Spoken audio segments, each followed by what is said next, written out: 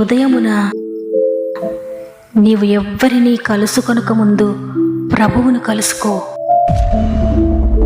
నీవు ఎవ్వరినీ చూడకముందు ప్రభువును చూడు.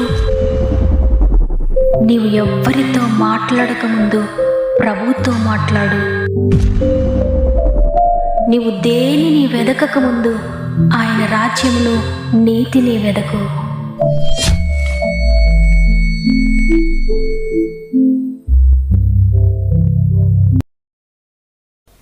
Praise the lord. ఈ ఉదయకాలమున గాడ్ ఫస్ట్ అనే వాగ్దాన కార్యక్రమానికి మిమ్మల్ని మీ కుటుంబాల్లో మరొకసారి ప్రేమతో ఆహ్వానిస్తూ, ప్రభువును రక్షకుడైన యేసుక్రీస్తు వారి అతి శ్రేష్టమైన నామములో నా యొక్క ప్రత్యేకమైన శుభములు మీ అందరికీ తెలియజేస్తూ ఉన్నాను. ఎలా ఉన్నారు? మీరంతా బాగున్నారని విశ్వసిస్తూ ఉన్నాను. ఈ ఉదయం నా తండ్రి నాతో మాట్లాడండి అని ఎవరైతే దేవుని వాక్కు కొరకు ఎదురు చూస్తున్నారో, పరిశుద్ధాత్మ దేవుడు నిజమైన బోధకుడు మీతో మాట్లాడబోతున్నారు.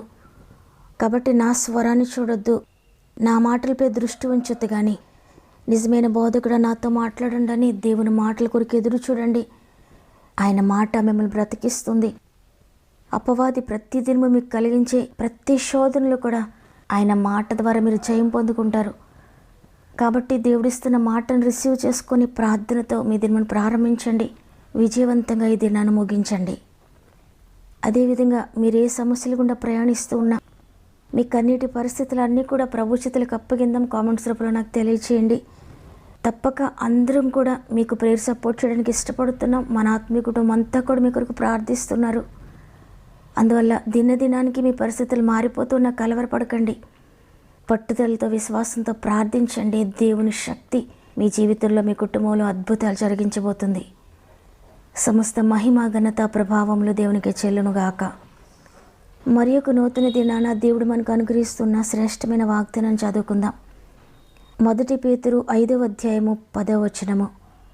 కొంచెము కాలము మీరు శ్రమపడిన పిమ్మట తానే మిమ్మల్ని పూర్ణులనుగా చేసి స్థిరపరచి బలపరచును. ఆమెన్.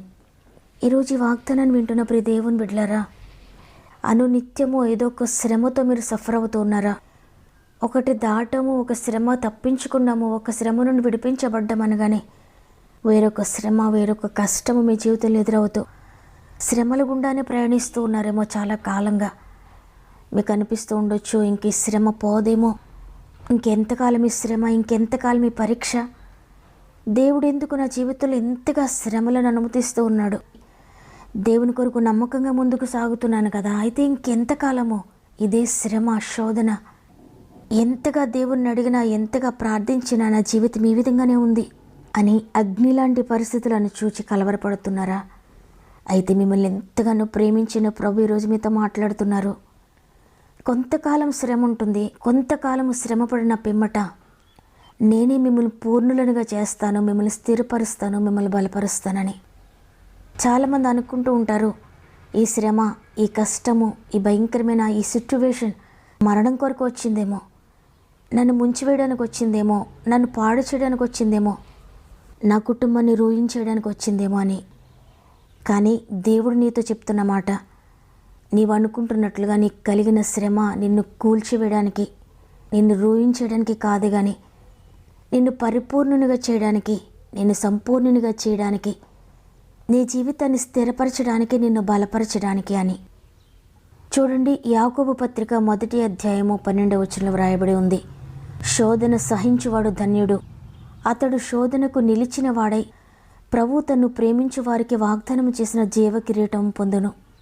ఎంత అద్భుతమైన విషయం ఇక్కడ తెలియజేయబడుతుందంటే, మనం అనుకుంటున్నట్లుగా శోధన మనల్ని పాడు చేయడానికి రాలేదు, కానీ శోధన ఎవరైతే సహిస్తారో, శోధనలో కూడా దేవుని కొరకు ఎవరైతే నమ్మకంగా నిలబడతారో వారు ధన్యులు అంట. మీరు అనుకుంటున్నట్లుగా మీరు ఎదుర్కొంటున్న శోధన మిమ్మల్ని నశింప చేయడానికి, మిమ్మల్ని మృంగివేయడానికి కాదు, కానీ మిమ్మల్ని ధన్యులుగా మార్చడానికి, దేవుని శక్తిని మీరు ఎక్స్పీరియన్స్ చేయడానికి. అందువల్ల ఈరోజు ఈ మాటలు వింటున్న మీరు అనేక సంవత్సరాలుగా శ్రమలు ఎదుర్కొంటూ ఉన్నారా? వచ్చిన శ్రమ మరలా మీకు కలుగుతుందా? మరలా అదే సమస్యలో మీరు వెళ్తున్నారా? ఆ రోజు దేవుడు ఏ విధంగా విడిపించాడో ఒక్కసారి గుర్తు చేసుకోండి దేవుని కార్యాన్ని. అదేవిధంగా తప్పక మరలా విడిపించబోతున్నాడు ఆయన. ఇశ్రాయేలీయుల జీవితంలో కూడా అదేవిధంగా నీటి సమస్య అనేకసార్లు ఎదురైంది.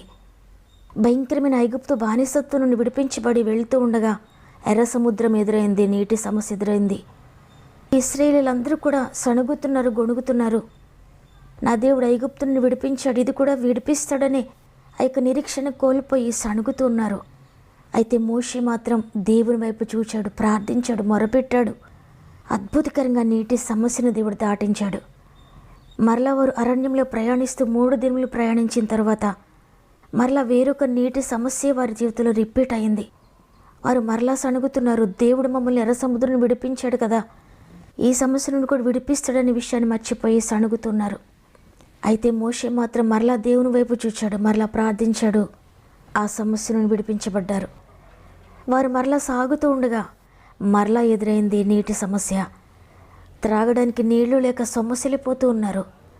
అప్పటికి కూడా దేవుని శక్తిని తెలుసుకోనకుండా మరలా సణుగుతున్నారు. దేవుడు ఇన్నిసార్లు ప్రార్థన ద్వారా అనేక అద్భుతాలు చేస్తున్నారు, అనేక పరిస్థితులను దాటించి మమ్మల్ని నడిపిస్తున్నాడనే విషయాన్ని పూర్తిగా మర్చిపోయారు. అయితే మోషే మాత్రం మరలా ప్రార్థిస్తున్నాడు, తండ్రి నీవు తప్ప మాకు వేరే ఆశ్రయం లేదయ్యా అని దేవునిని ఆశ్రయించాడు. దేవుడు మరలా అద్భుతం చేశాడు. బండను చీల్చి వారికి దాహాన్ని తీర్చాడు దేవుడు. ఈరోజు ఈ మాటలు వింటున్న మీ జీవితంలో కూడా వచ్చిన సమస్యలే మరల రిపీట్ అవుతున్నాయా? అనేక సంవత్సరాలుగా వస్తున్న సమస్య వస్తుందా? అనేక సంవత్సరాలుగా తగ్గుతున్నది అనుకుంటుండగా మరలా రిపీట్ అవుతుందా వ్యాధి? అనేక సంవత్సరాలుగా ఆర్థిక బంధకాలు రిపీట్ అవుతూ ఉన్నాయా? అయితే మీరు సణగొద్దు, దేవుని దూషించొద్దు. శ్రమ కలిగినప్పుడే సణగకుండా ప్రార్థించండి, మోకరించి దేవుని సందులు మొరపెట్టండి. ఇదివరకు ప్రార్థన ద్వారా దేవుడు మీ జీవితంలో ఎన్ని అద్భుతాలు జరిగించారో, ఎంతగా మిమ్మల్ని నడిపించాడు అనేది ఒక్కసారి గుర్తు చేసుకోండి. మరలా దేవుడు మీ జీవితంలో ప్రార్థన ద్వారా అద్భుతం చేయబోతున్నాడు. ఇదివరకు వచ్చిన సమస్య మీ జీవితంలో మరలా రిపీట్ అవుతున్నా కూడా ఇంతకుముందు దేవుడు నీ జీవితంలో ఎంత అద్భుతంగా విడిపించాడు అనేది ఒక్కసారి గుర్తు చేసుకోండి. మీ జీవితాన్ని మరలా దేవునికి సమర్పించుకోండి. మరలా ప్రార్థించడం ప్రారంభించండి. ఇంకా విశ్వాసంతో పట్టుదలతో ప్రార్థించండి. అద్భుతకరంగా చాలా తొందరగా నీవు విడుదల పొందుకోబోతున్నావు, విజయాన్ని చూడబోతున్నావు. కాబట్టి ఈరోజు ఈ మాటలు వింటున్న ప్రియ చెల్లి, ప్రియ తమ్ముడు, నీ జీవితంలో వచ్చిన శోధన నిన్ను నశింప చేయడానికి కాదు, నిన్ను ధన్యునిగా చేయడానికి, ఆయనే మిమ్మల్ని పూర్ణులుగా చేసి మిమ్మల్ని స్థిరపరిచి బలపరచడానికే. అందువల్ల తండ్రి, ఈ శోధన ద్వారా మీరు నాకేం నేర్పించినాయి అన్నారు. ఈ శోధన ద్వారా మీరు నాతో ఏం మాట్లాడుతున్నారయ్యా? నాకేమి నేర్పించబోతున్నారు తండ్రి? తండ్రి, మీరేది చెప్పినా సహించడానికి నాకు శక్తినివ్వండియ్యా, ఎదుర్కోవడానికి నాకు శక్తినివ్వండియ్యా అని దేవుని శక్తిపై ఆధారపడండి. ఆయన తన శక్తిని నీకు ఇచ్చి తానే మిమ్మల్ని పూర్ణులనుగా చేసి మిమ్మల్ని మీ కుటుంబాలను స్థిరపరచబోతున్నాడు. దేవుని బట్టి ధైర్యం తెచ్చుకోండి. వాగ్దానం నమ్మిన వారందరూ ఒక్క నిమిషంతో మోకరిస్తారా? ప్రార్థన చేద్దాం. తండ్రి, నీకు వందనాలు. నీ ఉచిత కృపను బట్టి మరొక దినాన్ని మాకు ఇచ్చారు తండ్రి. ఈరోజు శ్రమతో, నిరాశతో, నిస్పృహతో ఉన్న మాతో మాట్లాడారు. కొంచెం కాలమే మీకు శ్రమ, తరువాత మిమ్మల్ని స్థిరపరుస్తానని. తండ్రి, మీ మాట సత్యమైనది నాయన. మీ మాట ఉన్నది ఉన్నట్లుగా నెరవేర్చే గొప్ప దేవుడు తండ్రి. మీ మాట ఎప్పటికీ నిరర్థకం కాదు. మీరే మాట మాట్లాడతారో నమ్మిన వారందరి జీవితంలో నెరవేర్చడానికి సమర్థుడు. ఈరోజు ఎంతమంది శ్రమలో ఉండి వాగ్దానాన్ని నమ్ముతున్నారో, అది ఎంత లోతైన శ్రమైనా, ఎంత భరించలేని శోధనైనా, ఎన్ని సంవత్సరాలుగా వారు భరిస్తున్నదైనా, మరలా రిపీట్ అవుతున్న శోధనైనా, వారి చేయి దాటిపోయిన సమస్య అయినా, ఇక చెయ్యలేనని నిరాశలోనికి వెళ్ళిపోయిన పరిస్థితుల్లో ఉన్న ఈరోజు ప్రతి జీవితంలో తిరిగి మరలా అద్భుతం చేస్తున్నందుకు వందనాలు. వారి టెస్ట్ని టెస్టిమనీగా మారుస్తున్నందుకు వందనాలు. ఈరోజు ఎంతమంది బలహీనంగా ఉన్నానని, కుటుంబంలో స్థిరత్వం లేదని, బిడ్డలో స్థిరత్వం లేదని, భర్తలో స్థిరత్వం లేదని, భార్య స్థిరమైన మనసు కలిగి లేదని కలవరపడుతున్నారో, మిమ్మల్ని స్థిరపరుస్తాను, బలపరుస్తానని వాగ్దానం చేశారు. ప్రతి కుటుంబాన్ని స్థిరపరచండి అయ్యా. ప్రతి వ్యక్తిని బలపరచండి నాయనా. నీ బలముతో, నీ శక్తితో ప్రతి ఒక్కరిని నింపుతున్నందుకు వందనాలు. నమ్మిన వారందరూ కూడా శోధనను, సమస్యను దాటిపోతున్నారని, నమ్మిన వారందరూ కూడా ఈ వాగ్దానాన్ని స్వతంత్రించుకుంటున్నారని నమ్ముతున్నాను. మరి ముఖ్యంగా తండ్రి, ఎంతమంది అయితే శ్రమల్లో ఉండే కామెంట్స్ రూపంలో వారి యొక్క అవసరత తెలియజేస్తున్నారో అందరినీ నీ చేతిలో పెడుతున్నాను నాయనా. దేవా, మీకు అసాధ్యమైనది ఏది లేదు, మీరు చెయ్యలేనిది ఏది లేదయ్యా. శూన్యంలో సృష్టిని చేసిన దేవుడవు, ఆకాశ మహాకాశంలో సృష్టించిన దేవుడవు, మాట ద్వారా మహిమలు చేసిన దేవుడవు. నిన్న నేడు నిరంతరం ఏకరీతిగా ఉన్న దేవా, ఈరోజు కూడా అవే అద్భుతాలు మా ఆత్మీయ కుటుంబాలందరి జీవితంలో జరుగునుగాక. యేసునామములో నమ్మిన వారందరూ పొందుకొందురుగాక. ఎంతమంది ఆత్మీయంగా నలిగిపోతున్నారో, శారీరకంగా శోధనలో పడిపోతూ ఉన్నారో, శోధన జయించడానికి పరిశుద్ధాత్ముడ ప్రతి ఒక్కరిని శక్తితో నింపుండయ్యా. నీ ఆత్మతో బంధించండి తండ్రి. పాపము మరలా వారి జీవితంలో రిపీట్ అవ్వడానికి వీల్లేదయ్యా. వ్యసనాలు వారి జీవితంలో మరలా రిపీట్ అవ్వడానికి వీల్లేదయ్యా. ఆత్మీయంగా పడిపోయిన స్థితి వారి జీవితంలో మరలా రిపీట్ అవ్వకూడదయ్యా. త్వరలోనే మీరు విడుదల అనుగ్రహిస్తున్నందుకు వందనాలు. ఆర్థికంగా ఎంతమంది సమస్యలు పడిపోతున్నారో, మరలా ఆర్థిక బంధకాలు మరలా రిపీట్ అవుతున్నాయో, ఆశ్చర్యకరుడా అద్భుతకరంగా వారిని విడిపిస్తున్నారని, అద్భుత కార్యాన్ని వారి జీవితంలో జరిగిస్తున్నందుకు, ఆర్థిక బంధకాలన్నీ కొట్టివేస్తున్నందుకు వందనాలు. ఉద్యోగ సమస్యలతో ఎంతమంది మరలా సఫర్ అవుతున్నారో అద్భుతకరమైన విడుదల యేసునామములో ప్రకటిస్తూ ఉన్నాను. వ్యాపారంలో సమస్యలు ఎంతమందికి రిపీట్ అవుతున్నాయో అద్భుతకరమైన విడుదల యేసునామములో ప్రకటిస్తూ ఉన్నాను. వివాహ విషయంలో ఎవరి జీవితంలో అయితే మరలా సమస్యలు వస్తున్నాయో, ఫెయిల్ అయిపోతున్నారో అద్భుతకరమైన విడుదల యేసునామములో ప్రకటిస్తూ ఉన్నాను. కుటుంబంలో కలతలు, సమస్యలు, శోధనలు ఎంతమంది జీవితంలో రిపీట్ అవుతున్నాయో యేసునామములో విడుదల ప్రకటిస్తూ ఉన్నాను. అనారోగ్య సమస్యలు ఎంతమంది జీవితంలో మరలా రిపీట్ అవుతున్నాయో యేసునామములో ప్రతి రోగాన్ని గద్దిస్తూ ఉన్నాను. యేసునామములో అద్భుతకరమైన విడుదల ప్రకటిస్తూ ఉన్నాను. మీరు సెలవిచ్చారు, నిన్ను స్వస్థపరచు యెహోవాను నేనే అని. ఇప్పుడు ప్రతి ఒక్కరిని ముట్టినందుకు, స్వస్థతను అనుగ్రహిస్తున్నందుకు వందనాలు తండ్రి. ఇంకే సమస్యలతో ఉన్నారో, అనేక మంది ధనాన్ని పోగొట్టుకున్న స్థితిలో ఉన్నారయ్యా. రావాల్సిన ధనము స్టక్ అయిన స్థితిలో ఉన్నారు తండ్రి. నైనా త్వరలోనే అద్భుతం జరిగిస్తున్నందుకు, కోల్పోయింది తిరిగి రెస్టోర్ చేస్తున్నందుకు వందనాలు. కోర్టు కేసెస్లో ఎంతమంది మరలా ఓడిపోతూ సమస్య రిపీట్ అవుతూ ఉందో యేసునామములో త్వరలో విడుదల కలుగునుగాక. అదేవిధంగా గర్భఫలం ఫెయిల్ అవుతూ మరలా అదే సమస్య రిపీట్ అవుతూ ఎంతమంది నలిగిపోతున్నారో ఇప్పుడే యేసునామములో సమస్యను గద్దిస్తూ ఉన్నాను. ప్రతి గర్భమును విడిచిపెట్టి పొమ్మనే దుష్ట సాతానుకు ఆజ్ఞాపిస్తూ ఉన్నాను.